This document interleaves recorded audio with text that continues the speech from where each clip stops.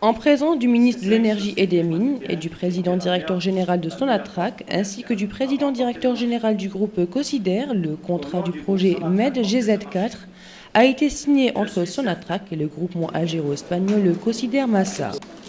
Ce projet est la première phase du gazoduc Medgaz qui reliera Hassermel à la ville espagnole Almeria. Cette première phase reliera Hassermel à Souguer par un gazoduc d'une longueur de 302 km. Il permettra ainsi le transport du gaz avec une capacité de 7 milliards de mètres cubes. Le délai de réalisation de ce projet est de 20 mois à partir de juillet prochain. Cette première phase va permettre donc d'alimenter le deuxième tronçon qui sera réalisé par Sonelgaz, Souguer Hadjat Ternous, pour l'alimentation de la centrale électrique de 1200 MW, qui est en projet et qui va être donc réalisé dans les prochaines années. La deuxième phase du Medgaz sera lancée tout de suite après, à savoir Souguer Arze pour l'alimentation et renforcement du réseau, mais Souguer Benissaf qui va s'adjoindre au gazoduc sous-marin vers Almeria en Espagne. Et c'est ça le projet Medgaz. Sur son passage, ce gazoduc permettra d'alimenter en gaz naturel plusieurs villes et agglomérations du pays. Le projet gazoduc Hassermel-Souguer est un projet extrêmement important pour la société Sonatrach parce qu'il vise plusieurs objectifs en même temps. D'abord, l'objectif 1, c'est d'assurer l'alimentation de la future centrale électrique que Sonalgaz projette de réaliser dans la wilaya de Tipaza. Premier objectif. Deuxième objectif, c'est de ramener le produit, le gaz naturel, sur le site d'Arze pour augmenter les capacités d'exportation et renforcer la position de Sonatrach en matière d'exportation.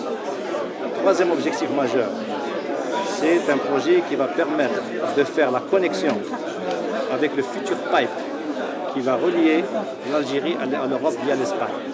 Donc l'un des objectifs importants, c'est effectivement d'utiliser ce pipe pour assurer l'approvisionnement régulier d'une partie de l'Europe du Sud en matière de gaz naturel.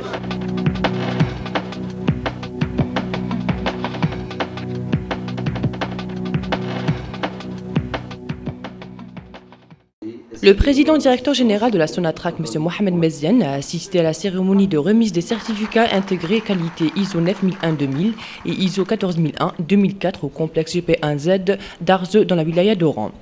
À cette occasion, le PDG a rappelé que cette double certification d'un fleuron de l'industrie GPN nationale vient démontrer la mise en œuvre réelle de la politique du groupe en matière de préservation de l'environnement et de l'amélioration du système de management.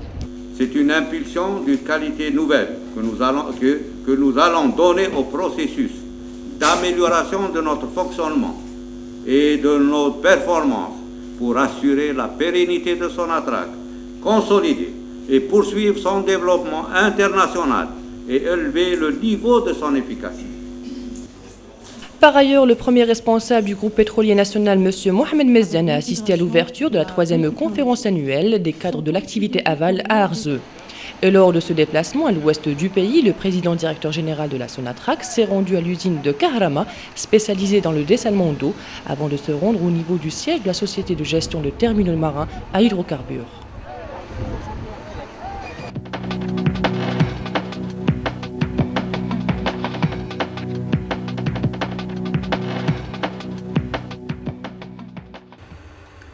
Votre rencontre cette année se déroule dans une conjoncture particulière, bien caractérisée par le thème central que vous avez mis à l'ordre du jour et qui est la mise en œuvre des dispositions de la loi sur les hydrocarbures et ses implications.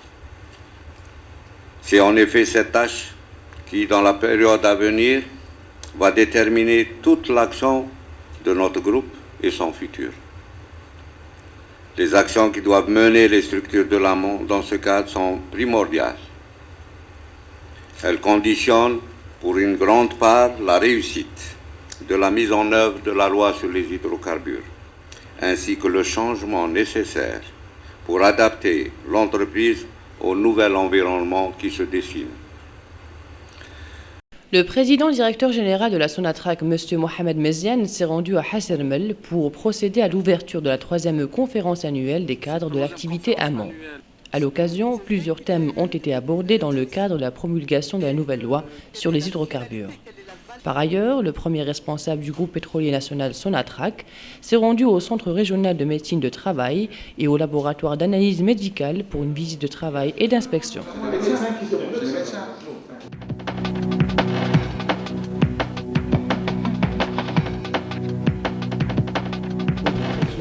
Lors du séminaire consacré au réseau de correspondants en communication interne, le président directeur général de la Sonatrach, M. Mohamed Meziane, a procédé à la signature de la décision portant sur les missions de correspondants de communication interne. À cette occasion, le directeur communication et stratégie d'image de Sonatrach a exposé une communication sous le titre « Un réseau de communication, le pourquoi, les missions et les objectifs ». La façon dont le réseau de correspondants va être connecté par accès distant à la direction communication a également fait l'objet d'une intervention. Par ailleurs, la première journée du séminaire a été marquée par un cours dispensé par un formateur du MDI, organisme de formation et de consulting, portant sur le rôle de la communication interne dans un processus de changement. Avec la concrétisation des missions des correspondants communication interne, ce procédé va contribuer entre autres à la fluidité et l'efficacité de l'information. Ainsi, les relais entre les différentes entités de Sonatrach seront assurés en temps réel.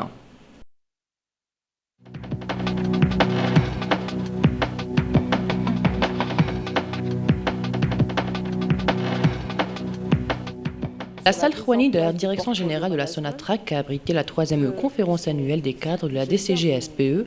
Elle avait pour thème la nouvelle loi sur les hydrocarbures et son implication sur Sonatrach. Après l'allocution d'ouverture de M. le représentant du président directeur général de la Sonatrach, M. Boumediene Belkacem, vice-président amont, plusieurs thèmes ont été présentés qui avaient trait à la vulgarisation de cette nouvelle loi et ses implications sur le groupe pétrolier national Sonatrach. L'adapter très rapidement.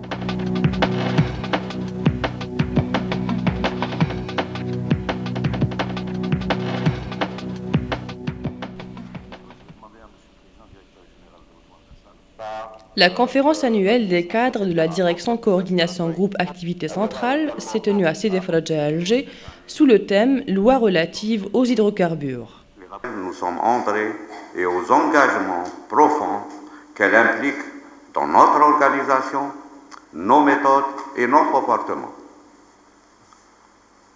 Vous allez discuter et débattre des recommandations qui incombent à vos activités et qui seront intégrées dans le plan d'action du groupe, qui sera débattu à la mi-juin lors de la conférence des cadres de Sonatrach.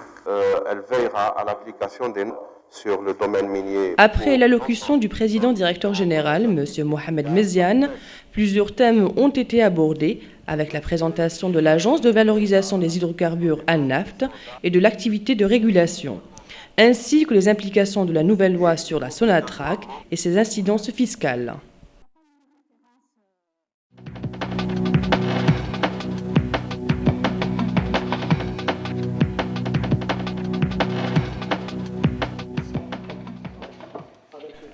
La 3e conférence annuelle des cadres de l'activité commercialisation s'est tenue à l'hôtel Mercure à Alger sous le thème « Activité commercialisation, implication et mise en œuvre ». Après l'allocution du président directeur général M. Mohamed Meziane, plusieurs thèmes ont été abordés et développés, tels le nouveau régime juridique des activités pétrolières et gazières en Algérie, les changements induits sur les exportations de gaz, ainsi que les impacts fiscaux sur la commercialisation des hydrocarbures. La conférence a été clôturée par la lecture de rapports.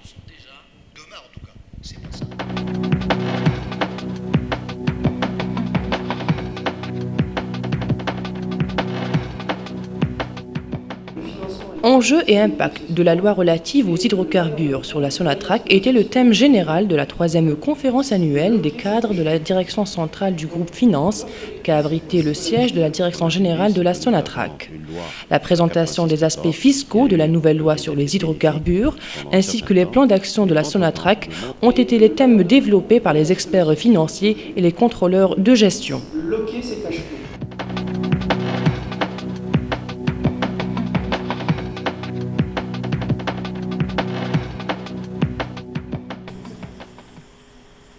La direction centrale HSE a organisé la 3e conférence annuelle des cadres HSE au niveau de la base 24 février de Hassim Saoud. À cette occasion, une communication sur la mise en œuvre des dispositions de la loi sur les hydrocarbures et ses implications a été présentée.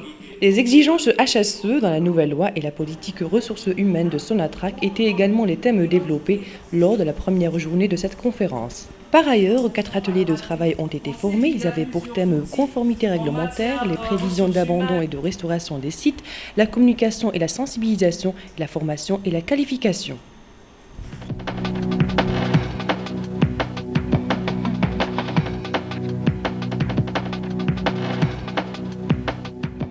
La fonction audit interne de Sonatrach de la nouvelle loi sur les hydrocarbures a été le thème de la 3e conférence des cadres audit groupe qu'a abrité le siège de la Sonatrach à Alger. Après l'allocution inaugurale du président directeur général M. Mohamed Meziane, plusieurs communications ont été exposées portant sur le développement de la fonction audit interne de Sonatrach, enjeux et perspectives.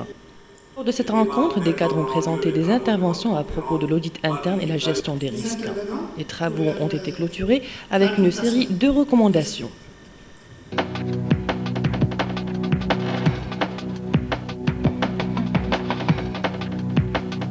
La place des énergies renouvelables dans le nouveau contexte énergétique national était le thème d'une conférence de 2 jours organisée par le ministère de l'Énergie et des Mines à Alger. Cette conférence a été l'occasion pour trouver une meilleure approche pour l'utilisation des énergies naturelles. À cet effet, un nouveau programme de 900 millions de dinars au profit des populations du Grand Sud algérien a été mis en place par la tutelle. Il sera lancé en 2006.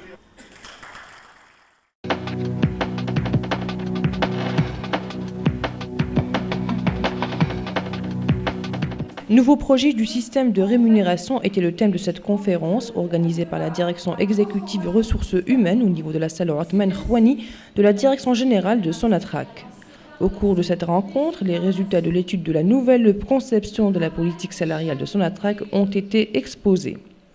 On est parti de la conception d'un système de classification, mais par une approche sur les contributions en termes de la nature de résultats à obtenir, c'est-à-dire sur un modèle rôle et contribution.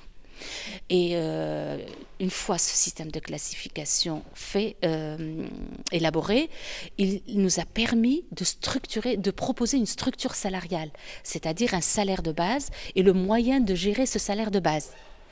Et par la suite, on a travaillé sur la part variable, c'est-à-dire ce qu'on appelle communément la prime de rendement individuel, qui nous permet de récompenser les efforts individuels ou semi-collectifs en matière d'obtention des résultats.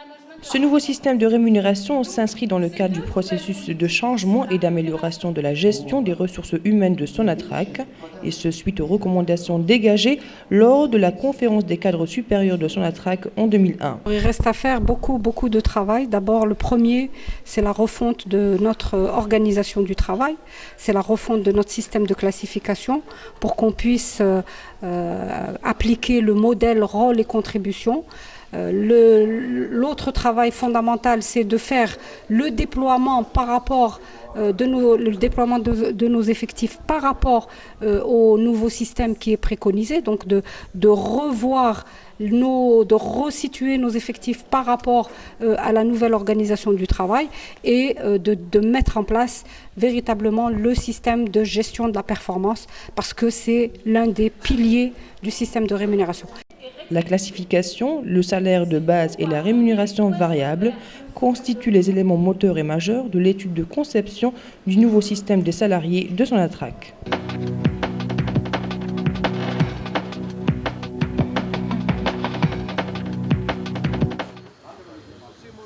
Dans le cadre de l'investissement social de Sonatrach, un don d'équipements sportifs a été remis à la Fédération algérienne handisport et à l'association sportive Club Tizi Ouzou.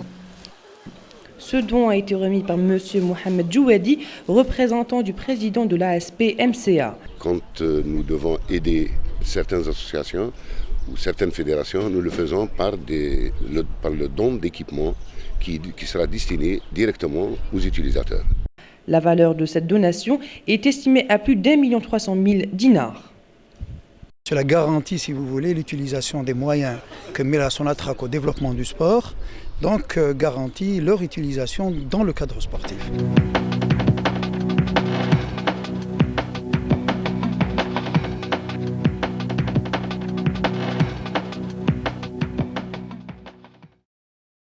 Les premières découvertes de gisements à Hassi Messoud remontent aux années 50, alors que le premier forage a eu lieu en 1956. Situé à 800 km au sud-est d'Alger, le champ pétrolier de Hassi Messoud s'étend sur une superficie de 2500 km². Jusqu'à nos jours, 1100 puits de pétrole ont été forés. La capitale pétrolière de l'Algérie, Hassi Messoud, est dotée de la toute dernière technologie dans le domaine du développement et de l'exploitation des gisements pétroliers. Au niveau du champ de Hassi Messoud, il existe 2 centres industriels de traitement. Le premier, celui du nord, Neili Abdel Halim, est composé de 9 satellites dotés de différentes unités aux tâches diverses. Quant au deuxième centre industriel, celui du sud, il comporte 8 satellites avec différentes unités de traitement. Après le gisement, le pétrole brut est expédié au centre industriel sud au niveau des satellites pour subir 4 procédés au niveau des unités. Première opération, la séparation, consiste à l'extraction de l'eau et du gaz du pétrole. La deuxième étape, le dessalement, elle s'opère selon les normes de la commercialisation. Puis suit la stabilisation du pétrole pour le rendre conforme aux spécifications commerciales mondiales. Et enfin, le pétrole traité et raffiné est stocké et expédié vers Haoud el-Hamra, situé à 20 km du champ de Hassi Messoud. Une fois à Haoud el-Hamra, la direction des transports du pétrole prend en charge l'opération de l'expédition du pétrole vers Alger, Béjaïa, Arzeu et Skikda. Le gaz est expédié vers les unités de traitement GPL1. Une fois dissocié de ces quelques composants, on extrait du butane, du propane et du condensat. Une partie du gaz rentre dans le processus de taux de récupération comme injecteur ou booster à haute pression dans les puits de pétrole à faible débit. Et au niveau de l'unité GPL2, qui a démarré en 1990 au complexe industriel sud, le gaz est traité avec un taux de production 4500 tonnes. Le troisième élément, l'eau, est également traité dans les unités de traitement des satellites. Elle subit différentes opérations, la plus importante le dessalement, puis elle est récupérée et réinjectée dans les puits de forage de pétrole pour accroître le taux du débit du gisement pétrolier. Ainsi, les différentes unités des 17 satellites de traitement du brut, de boosting, de récupération, de raffinage et d'injection du gaz et de l'eau constituent les éléments moteurs dans le processus d'exploitation et de production des forages pétroliers du champ Hassi Messoud. Le champ pétrolier de Hassi Messoud est parmi les champs les plus importants au monde dans le secteur de l'exploitation et de la production du pétrole et du gaz.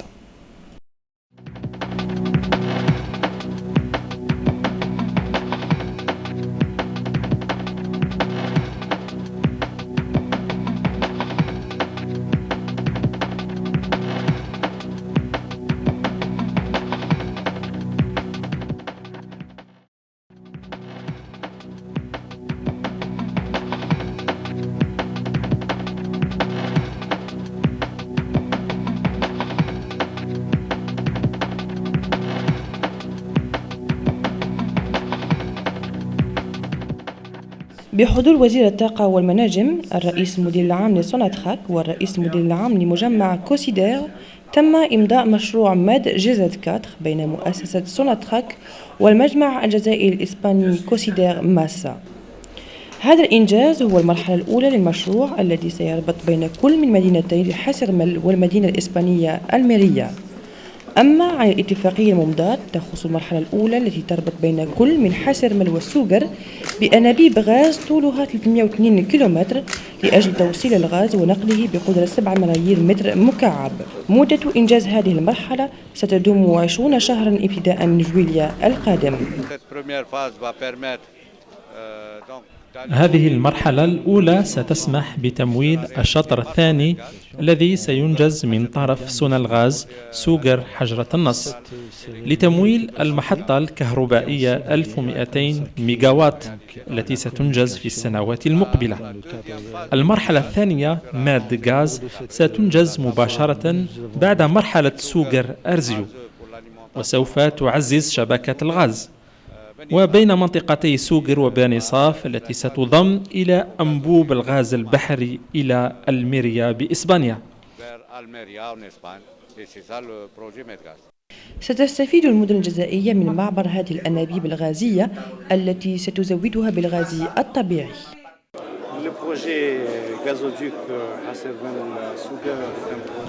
مشروع الغاز حسيرمل مهم جدا لسوناتراك إذ يحتوي على 3 أهداف. أولا يضمن تمويل مشروع المحطة الكهربائية في تيبازا التي ستنجزها سونالغاز. الهدف الثاني جلب الغاز إلى مركب أرزيو من أجل رفع من قدرة الصادرات، وهذا ما يسمح بتعزيز موقع سوناتراك في التصدير الخارجي. والهدف الكبير من هذا المشروع هو ربط الجزائر بإسبانيا، ومن ثم ضمان التمويل المنتظم لأوروبا الجنوبية بالغاز الطبيعي.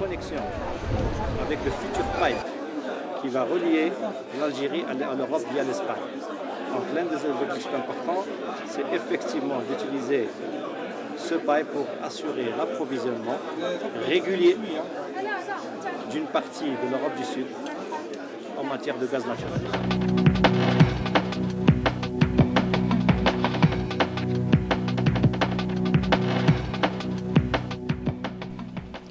حضر السيد الرئيس المدير العام لسوناتراك مراسم حفل تسليم شهادات الجودة من نوع إيزو 9001-2000 وإيزو 14001-2004 لمركب GP1Z بمدينة أرزيو بولاية وهران. ذكر السيد محمد مزيان بهذه المناسبة بأن الشهادات المزدوجة لإنتاج GPL الوطني جاءت للبرهنة على بداية الإنجاز الفعلي لسياسة مجمع سوناتراك من أجل حماية البيئة وتحسين طرق التسويق. دفع جديد نعطيه لنوعية مسارنا من أجل تطوير مهامنا وفعالياتنا حتى نضمن نجاح سوناتراك، وكل التدعيم نعطيه لمتابعة تطوراتها الدولية والرفع من مستواها وقدراتها. هذا وقد حضر السيد محمد مزيان افتتاح الندوة السنوية الثالثة لإطارات نشاط المصب. وعلى إثر زيارته هذه للغرب الجزائري قام السيد الرئيس المدير العام بزيارة تفقدية لمصنع كهرما المتخصص في نزع الأملاح للمياه قبل دخوله إلى فرع مؤسسة النهائيات البحرية للمحروقات.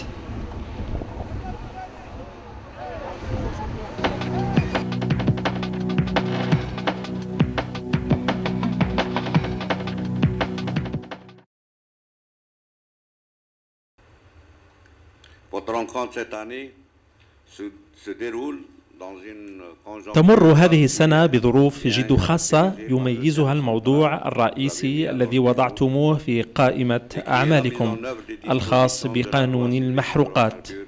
وفي حقيقة الأمر فإن هذه الأشغال ستحدد كل فعاليات المجمع ومستقبله، وهي أعمال تتميز بأهمية قصوى يقف عليها مدى نجاح قانون المحروقات إلى جانب التطوير الإيجابي الذي يسمح بتفاعل المؤسسة مع التحديات التي تواجهها.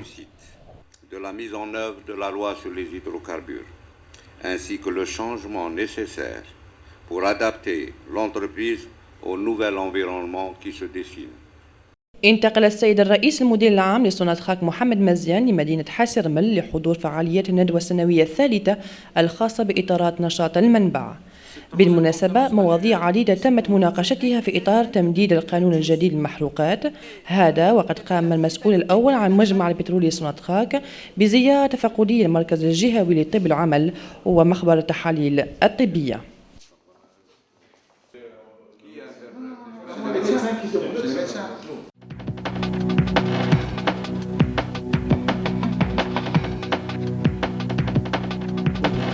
على إثر الملتقى الخاص بشبكة مراسلي الاتصال الداخلي الذي نظمته مديرية الاتصال الداخلي واستراتيجية السوق لسوناتراك، قام السيد الرئيس مدير العام لسوناتراك محمد مزيان بإمضاء قرار التنصيب الرسمي شبكة الاتصال الداخلي. بهذه المناسبة قدم مدير الاتصال واستراتيجية السوق لسوناتراك عرض خاص حول ماهية شبكة الاتصال الداخلي، مهامها وأهدافها وكيفية اتصال المراسلين بطريقة مباشرة مع مديرية الاتصال المركزية.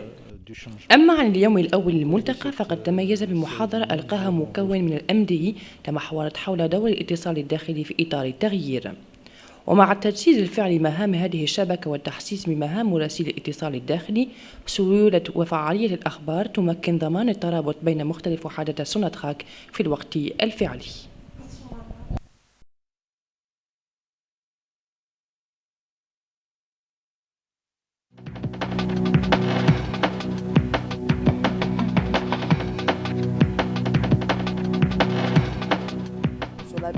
بقاعة خواني بالمديرية العامة لمؤسسة السوناتراك إنه عقدت الندوة السنوية الثالثة لإطارات مديرية الSPE. والتي تضمن جدول أعمالها القانون الجديد للمحروقات وتأثيراته على مؤسسة سوناتراك. بعد كلمة التدخل التي ألقاها السيد بومدين بالقاسم نائب رئيس نشاط المنبع بالنيابة عن رئيس المدير العام، تم استعراض عدة مواضيع كتبسيط معطيات قانون المحروقات الجديد ورهاناته على المجتمع البترولي لسوناتراك.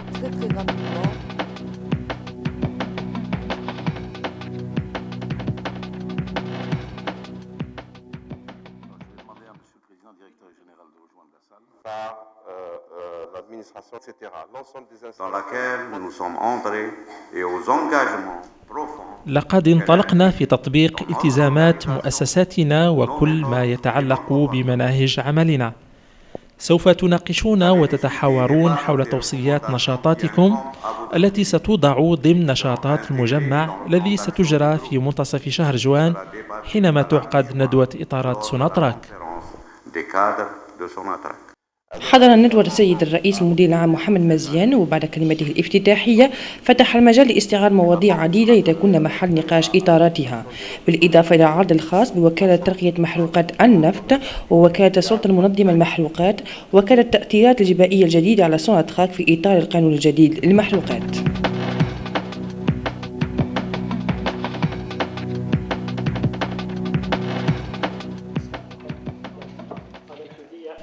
إن عقدت بنزل المركب بالجزائر العاصمة الندوة السنوية الثالثة لإطارات النشاط التجاري، والتي تمحور جدول أعمالها حول أهم المضامين التي احتواها قانون المحروقات الجديد.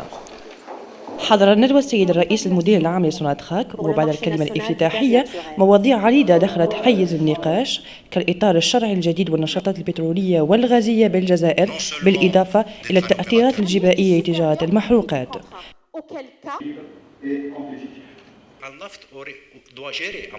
تم إنهاء اللقاء هذا بقراءة عامة لأهم توصيات الندوة.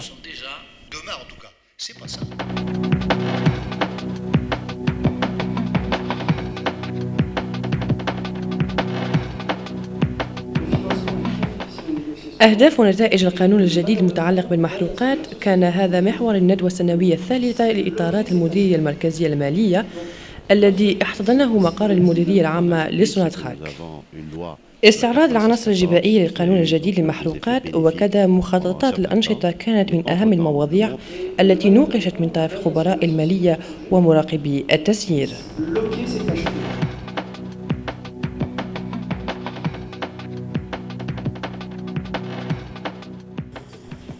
حوار واتصال حول إنجاز وتحقيق قانون المحروقات الجديد ومضامينه كان هذا محور الندوة السنوية الثالثة لإطارات المديرية المركزية للصحة، الأمن والبيئة التي انعقدت في القاعدة 24 فبراير بحاسي مسعود. مواضيع عديدة كانت محل نقاش إطارات هذه الندوة كالتزامات أجسو في قانون المحروقات الجديد والموارد البشرية مؤسسة سوناتراك.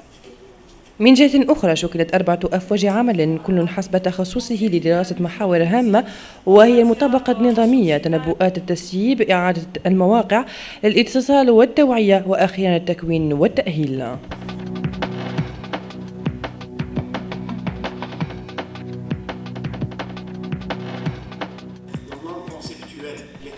في إطار إصلاحات القانون الجديد للمحروقات جاءت الندوة الوطنية الثالثة لسوناتراك حول مهام مديرية الرقابة المجمع الداخلي لوجيت التي احتضنتها المديرية المركزية بالجزائر العاصمة. الندوة هذه سأل لها السيد محمد مزيان الرئيس المدير العام بالمداخلة أبدى فيها أهداف الإصلاحات التي تعرفها سوناتراك، خاصة فيما يخص تجديد وترقية مهام المديرية الرقابة للمجمع. كما عرفت الندوة جوا من الحوار والنقاش من خلال تدخلات إطارات مديرية لوجيت اختتمت أشغالها بمجموعة من الاقتراحات والتوصيات.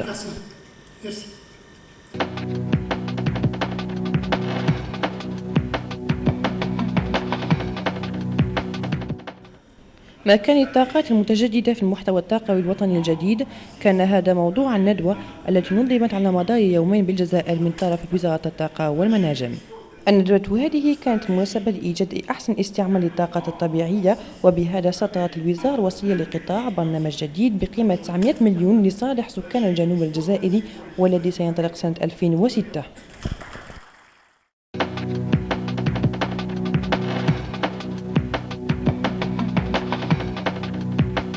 مشروع النظام الجديد لدفع الأجور كان موضوع الندوة التي نظمتها المديرية التنفيذية للموارد البشرية على مستوى قاعة عثمان خواني بالمديرية العامة لسوناتراك. في ختام اللقاء تم طرح نتائج الدراسة التصورية الجديدة لسياسة الأجور لعمال سوناتراك. On est parti de la conception d'un système de classification, mais par une approche sur les contributions. نحن نعمل ضمن الإطار التنظيمي ولكن وفق رؤية خاصة حول أهداف والنتائج المطلوبة بمعنى تحديد الدور والمساهمة. وبعد نجاح هذا الإطار تمكنا من اقتراح نموذج جديد للأجور أي الأجر القاعدي وأساليب تسييره. وفيما بعد تبقى النسبية الأخرى في المنح الفردية والجماعية التي تسمح بمكافأة العمل وفق الأهداف والنتائج المتفق عليها. qui nous permet de récompenser les efforts individuels ou semi-collectifs en matière d'obtention des résultats. النظام الجديد لدفع الأجور جاء في إطار مسار التجديد لسوناتراك في تسيير الموارد البشرية طبقا لتوصية الندوة السنوية لإطارات الساميين لسوناتراك سنة 2001.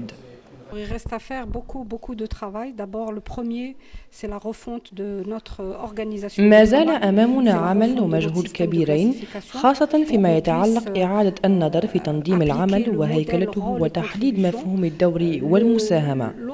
والعمل الأساسي هو إعادة توزيع مواردنا البشرية حسب الأهداف والاستراتيجية المتوخاة والكفاءة العالية المطلوبة للنجاح والعمل. De resituer nos effectifs par rapport à la nouvelle organisation du travail et de mettre en place véritablement le système de gestion de la performance parce que c'est l'un des piliers du système de rémunération. وبهذا التصنيف الأجور القاعدية والأجور المتغيرة تعد الأسس المحركة لمشروع النظام الجديد لدفع الأجور عمال سوناتراك.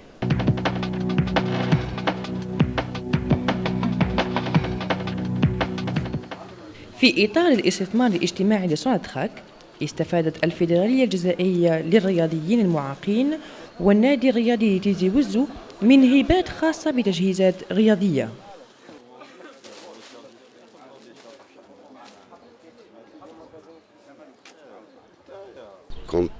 عندما يستلزم مساعدة بعض الجمعيات أو بعض الفيدراليات الرياضية تقدم الهبات مباشرة للمستفيدين. قيمة هذه الهبات تفوق 1,300,000 دينار جزائري. ضمان استعمال الوسائل التي تضعها سوناتراك لتطوير الرياضة واستعمالها في الإطار الرياضي.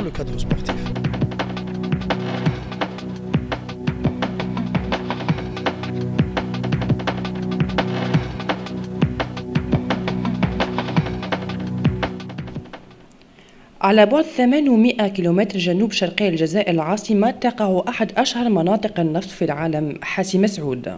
تبلغ مساحة حاسي مسعود حوالي 2500 كيلومتر مربع تضم 1100 بئر بترولي. ويرجع تاريخ أقدم بئر تم اكتشافه في سنة 1956. حظيت حاسي مسعود عاصمة النفط الجزائري بأحدث الوسائل التكنولوجية المواكبة لأهم التطورات المتوصل إليها في استغلال المعدات البترولية في العالم. يضم حقل حاسي مسعود مركزين لإنتاج ومعالجة البترول، مركز لإنتاج الشمالي نيلي عبد الحليم ومركز إنتاج الجنوبي. يحتوي الأول على 9 ملحقات أما الثاني يحتوي على 8 ملحقات. تتفرع هذه الملحقات بدورها إلى عدة وحدات تختلف مهامها من وحدة إلى أخرى. بعد الحصول على المادة الخام للبترول يتم تحويلها إلى مركز الإنتاج الجنوبي على مستوى الملحقات لمباشرة عملية التصفية اللازمة على مستوى الوحدات. العملية الأولى تقوم على فصل العناصر الثلاثة الماء، الغاز والبترول ليحول الماء إلى وحدات لضغط المياه بعد معالجته، في حين يحول الغاز إلى وحدات لمعالجته لإنتاج غاز البروبان، البيتان وميع وكذا المزيج، لنتحصل بعدها على الغاز الصافي الذي يحول بدوره إلى وحدات ضغط الغاز لحقنه في الآبار من جديد. تاليها فيما بعد مرحلة معالجة البترول وتكريره للحصول على البنزين بمختلف أنواعه، لنتحصل في الأخير على البترول الصافي الذي يتحول إلى أحواض التخزين ثم إلى حوض الحمراء الذي يبتعد عن الحقل البترولي حاسم مسؤول بين 20 كيلومترا. من ثم تقوم مديرية نقل البترول بتحويله وتوزيعه عبر مختلف وحدات الرئيسية الأربع: الجزائر العاصمة، بجاية، أرزيو وسكيكدا، ليتم استغلاله محليا وتصديره نحو الخارج.